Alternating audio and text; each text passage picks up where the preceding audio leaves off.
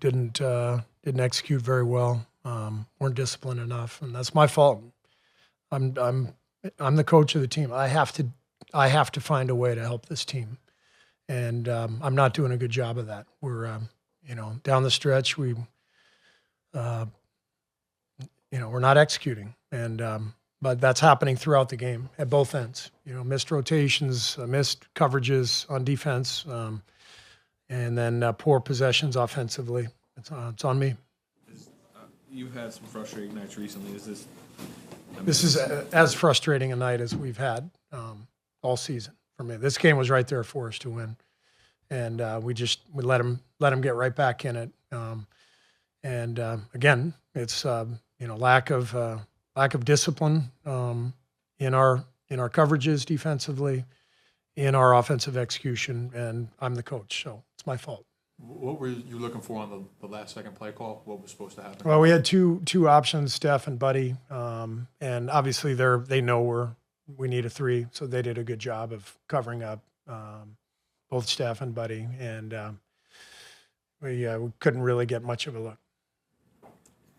Coach, yes, Steve Kerr is on ball and off the ball. He's facing a lot of pressure when he's being defended right now. You as a coach, what are you trying to take pressure off of him?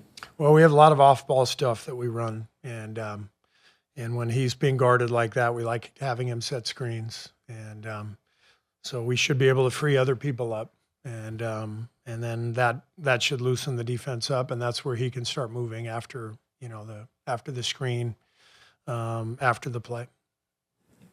This is a tough one to ask right now this time, but I'm just wondering if you remember, this is the 30th year of the Raptors, and if you have any memories. If I what? If you remember at all, 30 years ago, one of the 10 losses by the Bulls was in Toronto. Just remember, if you have any memories of that at all.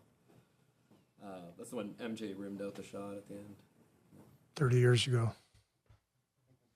Always a tough one. Can you maybe call me next week? Now's a tough time to answer that question, as you said. I'm happy to. You talk to Raymond, and I'm happy to answer that. With Buddy, I mean, how much of this is about him just getting hot at some point, or I don't know. What do you see with him offensively? Yeah, he's had some good looks, and he's a great shooter. We know that, and I think he's pressing a little bit. I think all our guys are pressing because they know our margin for error is slim, and so he's just pressing. But I trust him. I mean, I put him in the last play because I believe that he's always going to make the next shot, and he gives us spacing even when he's not making shots. He gives us spacing. People respect him. They guard him. And he opens up the floor. So I'm going to keep playing him. I'm going to keep trusting him. You mentioned some of the defensive coverage breakdowns. In particular, what do you feel like was? The guard-to-guard switches at the top. They beat us down the stretch. Some stunt and falls where, we want to give them a wing three instead of a corner three. I think Boucher got one from the corner that got him going. I think some late switches, on their curls. We messed up a bunch of them. And so those are things we've got to practice and reemphasize. And again, I'm the coach, so I've got to do a better job. We're not disciplined enough to win these close games. And every game's going to be close right now. We play probably more close games than anybody in the league. And so we have to win in the margins. We're not winning in the margins, and that's coaching. You were winning a lot of close games earlier in the season. Is it possible for a team to lose discipline over the course of the season? Yeah, and that's what practice is for, and that's where you watch film and touch up on the things you got to do better. And so that's what we'll do.